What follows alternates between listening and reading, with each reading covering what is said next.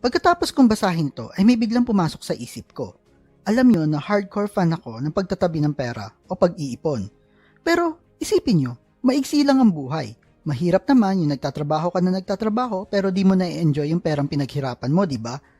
Lagi ko nga sinasabi sa iba na kailan mo patitikman yung mga pagkain gusto mo kapag bawal na sa'yo? Well, I'm not saying na ubusin mo ang pera mo sa mga pagkain kasi alam naman natin na lahat ng sobra ay nakakasama. At tama lang din naman na magtipid at magtabi ng pera kasi malaki ang maitutulong nito lalo na sa oras ng emergency. Pero wag naman to the point na ipagkakait mo sa sarili mo ang kasiyahan na maibibigay ng perang pinagtrabahuhan mo. Kaibigan, maiksi lang ang buhay. Tama lang na magtabi tayo ng pera pero tama rin na i-enjoy natin ang pera natin nang di ito inuubos. Tulad na rin ito na may sulat na mensaheng ito kahit na sa huling pagkakataon ay na-enjoy niya yung pagkain niya sa Jollibee. Tandaan nating lahat na kahit anong ingat natin at mag-worry tayo sa kung ano-anong bagay ay walang tayong magagawa kapag oras mo na talaga.